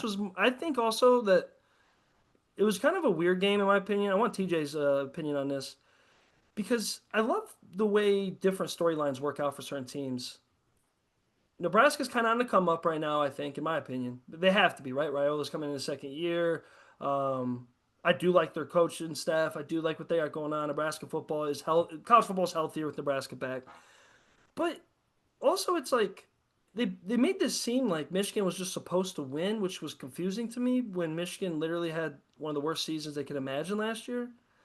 So does this game, TJ, make Michigan look better, or does it make Nebraska look better? Because I mean, close game. There's no moral victories, but I mean, So I don't know. It's a tough one to me because like I kind of got the vibe from that game that the scoreboard was closer than it actually was, 100%. and that uh, uh, Michigan kind of laid it to them. Nebraska was hanging in there, but honestly, kind of what I got from it was that Michigan's defense is not as good as the ones that they fielded the last couple of years, where they could lean on that. And what, 2 or 3 years ago, they had a number one defense in the country. Yeah. Like very recently, so like Yeah. you can kind of tell that that's not their deal. We're seeing like I've talked about it with Michigan's offense. We're seeing like a total rewiring of Michigan football. Yeah. A modernizing of the offense, not a super I mean they're capable, but not an overly talented defense. So at the end of the day, Michigan has to win those games, should win those games.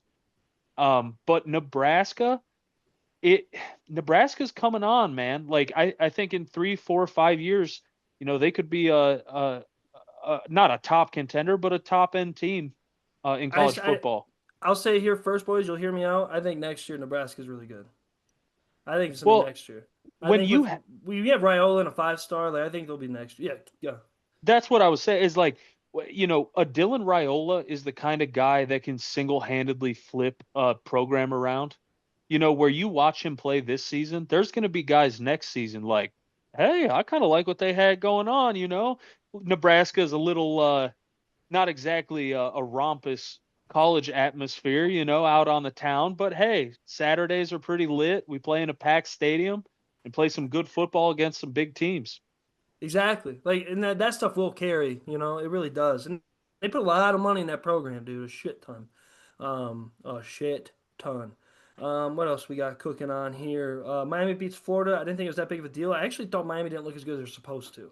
I know Florida's an SEC school, and I know they're pretty good, but I mean, Miami kind of just looked like a USF out there. Even, you know what I mean? I don't know. But also it's Miami. Usually those games they lose, right? Yeah. So which is a big step up for them, truthfully. And 100%. Florida's got a really good defense. If they had any somewhat competent offense, that team would actually be pretty fucking good. It's just Lagway's dropping the ball, man. He's not looking good, but Florida's defense is a lot better than what I thought. I watched some of that game, and the boys are pretty good on defense. They were giving Carson Beck some fits, man. I mean, those boys are big too. Like, I think the defense also helped them be ranked as high as they were. Like, they were just going to be Oh yeah, sturdy, real On sturdy. Lagway, if I think too many people think that progression and development is just something that happens with time and it's not something that's cultivated. You know, you plant a little seed and leave it outside, it's not just going to grow. You need to water it. It needs fertilizer. It needs sunlight. And I think people kind of got ahead of themselves with Lagway because they see the big arm and they see his capability with his legs.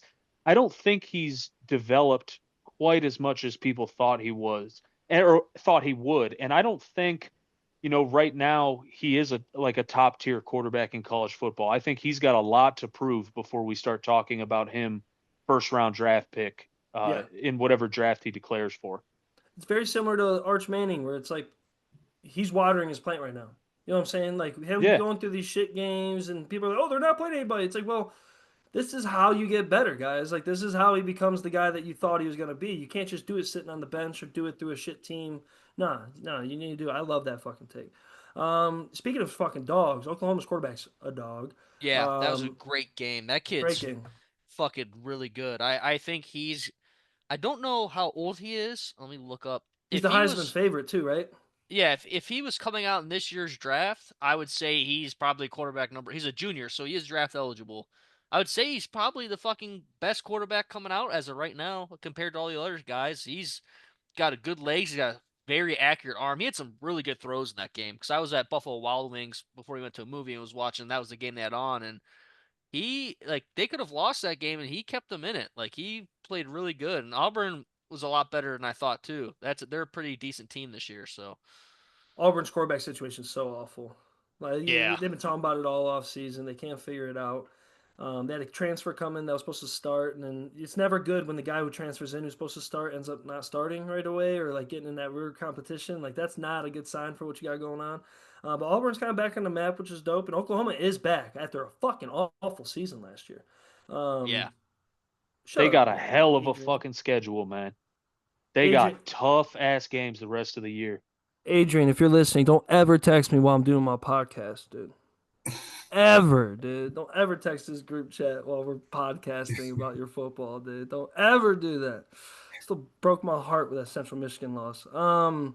All right. Missouri beating South Carolina. I saw a really cool stat the other day. Missouri's actually top five in overall wins and losses, like against like opponents or something like that. Like something crazy. Like their schedule's so tough, and Missouri's fucking playing good ball and they're ranked. South Carolina dropped the ball. Sellers, yeah, is he was he a one trick pony last year? Who knows? Like I don't know. I'm not big on putting people on pedestals just for them to crash. The kid Yeah. balled out last year, deserved his flowers. That was it. Like if he plays hard this year, cool. But like I'm not gonna be like, oh, that kid sucks. Not no, we couldn't do what he did last year, and last year was pretty fucking amazing watching him run around. So I don't really put too much stock into that shit. NCAA storylines, real quick, before we get into the matchups and upcoming games, because we have a couple loaded ones. Syracuse fined for faking injuries against Clemson. Isn't that kind of yeah, interesting? Oh yeah, Clemson losing against Syracuse. That's a big one. Big yeah. one. And Syracuse losing Angeli for the year, blew his Yep. Achilles, Yep. sucks. I was really looking Yep. forward to watching him. I know, dude. That makes me sad. I'm gonna go through these quick before I jump into some Notre Dame real fast. Pitt retiring Aaron Donald's jersey. Pretty Hmm. dope. Yeah, thank you for the Angeli one. I actually forgot putting that in here. I don't know if you guys saw the SEC schedules trying to do what the three annual foes thing. That's how they control the Yeah, schedule now. I think that's pretty fucking sick, and they're trying to like release them here soon of like who plays who. I love that. In fact, I hope more teams keep doing something like that because that's going to help Notre Dame schedule a lot if they can kind of get their trophies back up and the rivalry games back up with the Michigan States of the world and such. I'd like to see more reoccurring people. I mean, look what like Clemson and Notre Dame. They're playing as a rivalry now for what the next 10, 15 years. Like yeah, that's pretty fucking sick. Also, hot take. I was talking about this with Eric. They have a few drinks in me. It's not just about the losses recently, but I think if Dabo Swinney gets to stay at Clemson for a very long time, compare like when they decide to start thinking about the idea of doing like a super conference, which that's already being talked about all the time, right? But you got to get all those millionaires to fucking agree with each other, which you won't. What I will say is, I think you will see an independent team before all that transition to join Notre Dame. That's actually good, like a good independent team that will go independent. I think it's going to be Clemson, and that's why they had that contract with Notre Dame, so they can have the contract with the ACC like Notre Dame, totally leave that situation because Dabo wants that Notre Dame model to run his program because that's how it actually would run for him better than the whole transfer portal stuff that he wants to avoid. So that's my take on that. Watch out for Clemson to become independent in the next 5 years. Um, Also, hot take. Be ready after I was watching some of these games. Be ready for the MAC to absorb at least three Big Ten schools before the next decade. I think that'd be fucking sick. I think you're going to see shit like that with all these teams get beat out. You're going to have to see low end Big Ten and ACC teams that are low end have to work together to start more super conferences. And the MAC's going to be sitting there waiting for them to come knock on their door with the structure they have. It's going to be fucking dope. Notre Dame beats the brakes off Purdue. Don't want to go too crazy because most Notre Dame fans would want to go crazy, but not everyone listening is. And I don't want TJ and Keegan just to sit too long with it. But big fucking dub with Notre Dame. It was supposed to happen. I think too many people are taking too much stock in Purdue playing well. Me and Clark have said before, Purdue pretty much is a whole new team. Like they literally had like Clark was saying 50 something transfers. Like that's a whole new team. I also know that with Purdue and Notre Dame's rivalry, it's a real rivalry, that they did not want to be the doormat for Notre Dame like last year. Because last year they knew Notre Dame was pissed about Northern Illinois, so they lost 66-7. That head coach for Purdue said, "Fuck that, boys. I don't care if we're playing in South Bend. You're not going to have that happen again." They ran a. If you're going to run a bunch of trick plays on us to score 20 plus in the first half, fuck it. Run your fucking trick plays. Like I don't give a fuck. I thought that first play to the quarterback was pretty fucking cool. But big shout out Yeah, to that was a cool play. big shout out to Jeremiah Love. Broke his singles game personal record, 151 yards.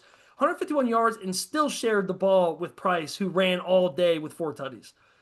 We had 6 rushing touchdowns between the two of them. Over like 200 something yards of fucking production with the two of them. And Price got a kick return. Best fucking backfield. And you know what made me kind of frustrated? You have the best backfield in the country. You don't use them. And then somehow now we use them and we got kick returns. We got fucking free touchdowns. We got fucking. That's why you fucking use them, bro. Like I think one thing that gets really interesting is in college is a lot of game plan guys, especially our offense coordinator who thinks he's slick. They want to hide the elite guys within their scheme. Brother, this is college football. You can't hide elite guys on the team. Because they're waiting for them to get the ball. Like, oh, Love didn't get the ball a couple plays. Obviously he's going to get on his third down, right? Like it's just the way it is. Don't hide them, bro. Like just fucking use them as much as you can. It was a great fucking game. We're gonna keep with this winning streak going. That's all I give a fuck about. And like it or not, people, we are gonna be in the fucking college football playoff. I don't give a fuck if people are fucking crying.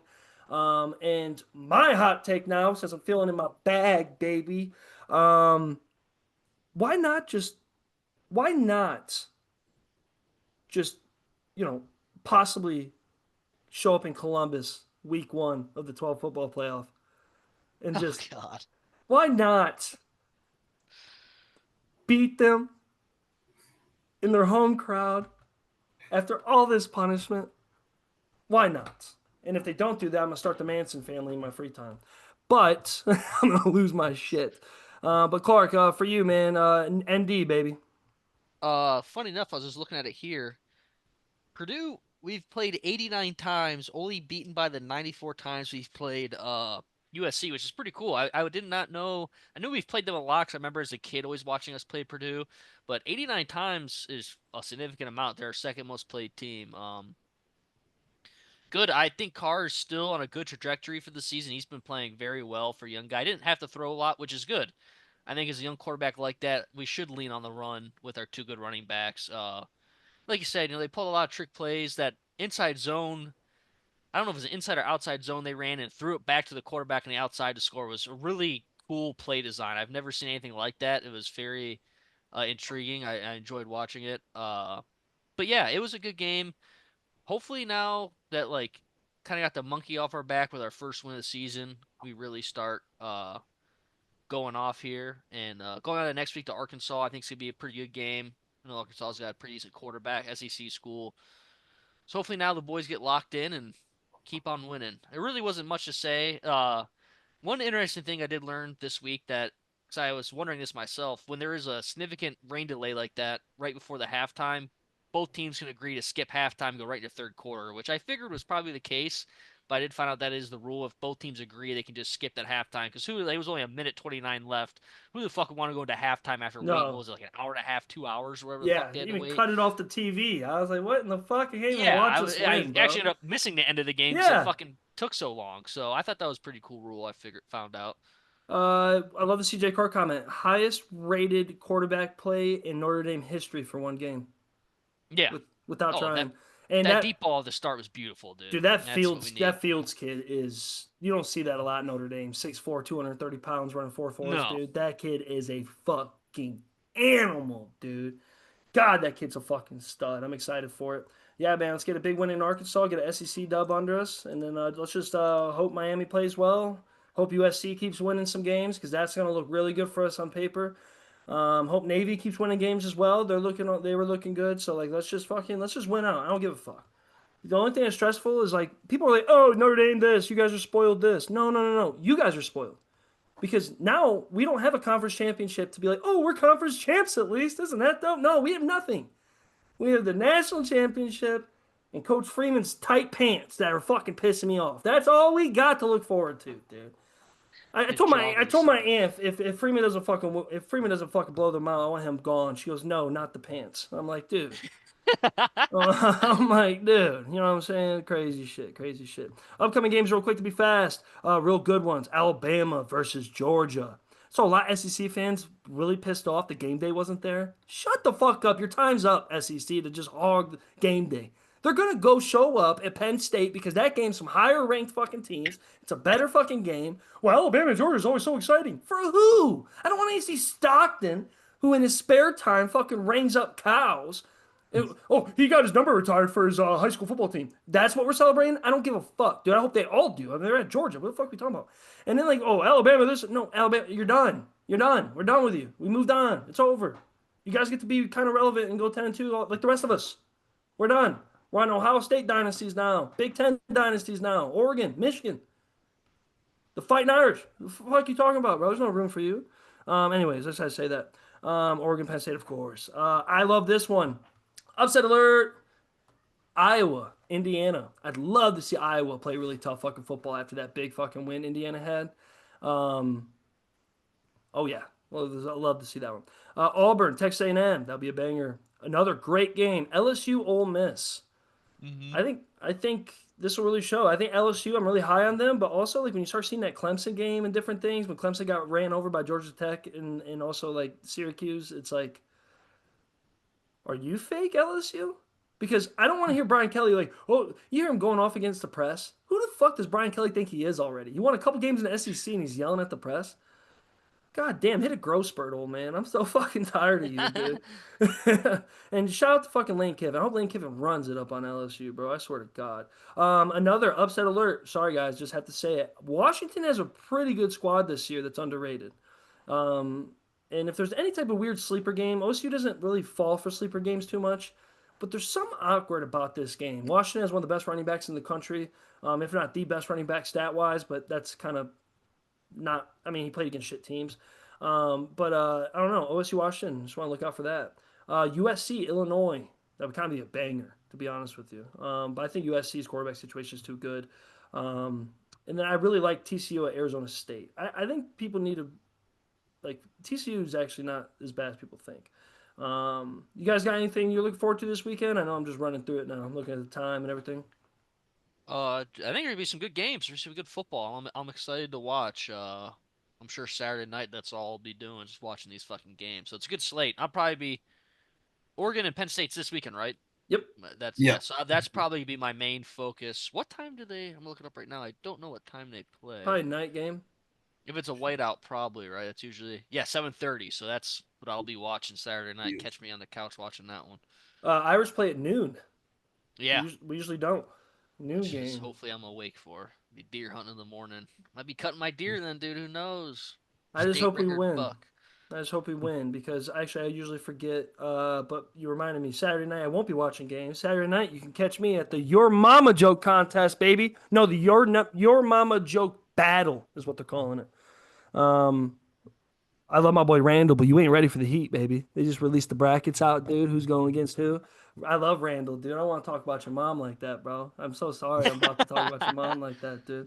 I'm gonna get after it. But yeah, if anybody wants to see that sees this, I already have the link up on my stuff. You guys go get tickets. It's gonna be a good ass fucking time. I will say though, 'cause I did have some people ask about some shows coming up. I won't be available for shows probably for other than Wednesdays. You won't really see me around for a few weeks. Your boy's going to Maine in October to go see the fall trees and hang out. You know what I'm saying? Get drunk and eat some fucking seafood, dude. I'm gonna go fucking live in a lighthouse like William Dafoe, dude. Like I'm gonna get fucking weird out there, bro. I hope I see the Iron Giant or something with the lighthouse. Sorry, that was just a random autistic thought. But I will be gone for a little while. But after that, you'll see me on a handful of shows going into October, November. So I'll make sure I shout those out. I just don't have all the dates for them. But your boy is busy. And also, if you're listening to this pod, take a gander over to Faces Change. We're fucking back in business. Had a great fucking podcast. One of our best, only like 50 minutes long. Nice quick listen on the way to work and back. Fucking good ass time, me and Azul. Get ready for more guests to be popping back up. Get ready to hear these guys' voices on it because we don't want to just talk football with these boys on there at all. We want to talk about hunting, music, animals, conspiracies, stories. Fucking, we're all from around the block, baby. You know, you can call us anything, just not late for dinner. You know what I'm saying? Like, we a bunch of old school people up in here. So I just want to make sure I plug that out. I'm also looking to have Azul join us on here for call-ins randomly. You know, might as well join the network of the family. Azul is a Browns fan, but he's too similar to Clark to be on here all the time. So we're just gonna call him, get his bitching out for like 10 minutes, and he says he's just gonna hang up on us, and that's gonna be his segment. So I'm looking forward to fucking that, dude. Azul, bro. He's such a Debbie Downer. Even when Ohio State played OU, because he didn't know OU was actually pretty solid of a team. I mean, not to really compete with Ohio State, but they were solid. We gave them their flowers. I mean, OU got to stop. And he goes, how the fuck is OU going to stop and get to Ohio State? I'm like, dude, this is that toxic Ohio State behavior that I was talking about. Yeah. Like, I can't be fans, or I can't be friends with a fan like that. You know what I'm saying? Like, oh, yeah. No, don't. If you're clapping against a third down stop against a MAC school while you're at a bar watching the game, I don't want to fucking talk to you about Ohio State football ever. Good luck on Sundays watching the Browns or the Bengals, God forbid. Actually, there's a lot of Colts fans around here. Very weird. But yeah, that's my plug-in. That's my feel. Anybody got any words before we wrap up the beautiful night? Nope. Hell, fucking No, I think real quick, I just want to say, looking back and looking forward, keep your eyes out for Texas Tech, man. Ooh, They're yeah, really yeah. fucking good. They're legit. Yep. Never said that. Baron Morton, their starting quarterback, took a shot to the head I thought he wasn't getting up from. This man rose from the ashes, stood up, and not 5 minutes later took another monstrous shot to the head and got out of the game, man. They took him to the sideline. They took his helmet. He's cooked. True freshman quarterback stood up and won the game against Utah. They look really, really capable. And I'm going to have my eye on them for a potential playoff team late in the year. I love that, dude. They got a lot of money into that program too. People don't know of. Like, there's some tradition there at Texas You could Tech. tell. Believe me, you could tell. Look at how the defensive line plays. Holy shit. They're back, dude. Remember when they were real good when we were younger with Michael Crabtree and all them? Like, they were really good when we were kids, bro. Like, and we didn't know like that was a rare thing because it just kind of disappeared. Mhm. You know, I always think of it kind of like with the McFadden days with Arkansas. You know, they Yeah. kind of like they came and they went, and it was like we thought it was gonna be an every year thing, but ended up not being much. Yeah, shout Texas fucking Tech, dude. Hell yeah. Keegan, man, who you guys play this week? For PC. Oregon or PC, the real oh team. PC. Oh, PC wise, we are playing Huron. Oh, okay. Freaking after the heartbreak with Clyde, close battle right there. Oh, That's a but high scoring game too, bro. it was too high scoring. We freaking should have had way more defensive stops defensively. I think they ended up with like almost 600 or 700 yards. I know they had 200 yards rushing. I think they had like 300 yards passing. We could not stop them. We had a lot of opportunities. We would have like third and longs, 4th and longs, but just could not get them off the field. Somehow they come away with the play, and it would just, be bad. But hopefully we get a little redemption with a divisional game against Huron. And then I'm hoping my Lions start the winning tonight with a win over Baltimore, shock up the nation a little bit. And then I'm hoping Oregon freaking competes against Penn State and beats some ass, dude. Hell yeah, dude. You got wins. Yeah, so you got a lot of ups and downs coming your way, one way or the other. That's the love of football, baby, and I love it for Keegan. He's finally locked in. He hasn't had too much to cheer for. Oregon's had kind of a clean schedule. The Lions kind of started out with a little dud, so I had to rev up the engines for last week to win against the Bears. We're in full fucking swing, boys. Ohio State's back after the bye week. Notre Dame won a fucking game finally. Niners are fucking undefeated. Can you believe it? We're fucking out here. And the Browns ripping the hearts of the Lombardis, dude. Just straight out fucking the most historic franchise versus the oldest franchise. The most historic being the Cleveland Browns. Let's fucking go, baby. Man, you can't rewrite history. Otto Graham's still out there. Look him up. Clark, speaking of that, young Otto Graham, man, that'd be a good name for you, dude. Otto. Yeah, nah, that's not a good name. We know too many of those. One's enough. Man, you got any last words, Michael Clark? I don't know if you gave any. I don't know if I gave one for you. Everyone else seemed like they had their shine. Deer season starts Saturday. Yeah. That's where you'll find me Saturday morning in the stand, baby, slinging arrows through the woods. Watch out. Don't come near me. You may get fucking knocked down. Keep your head down. I'm 2 for 2 so far, man. I ain't missed a shot yet, so watch the fuck out. Yeah, don't hunt with Don't come Clark. near He'll me. be like Dick Cheney. He'll shoot you in the leg without you letting Jack him. seen me get my crawl on, crawling through fields looking That for might be deer. one of the most impressive things I've ever seen you do. You're so That fucking deer's lucky it had flexible. The horns. way you can fucking move in there and fucking army crawl and keep the fucking, oh my God. When the apocalypse hits, man, Clark ain't gonna be the first one down. I'll tell you that much. He might be down later, but he ain't gonna be the first Yeah. one. I'll get killed by lightning or some shit. That'll be my fucking luck. I'll survive the apocalypse is struck by lightning. Oh my God, that's fucking perfect. You know what? We'll end it on that. Get struck by lightning while you're deep in the oceans from the deep.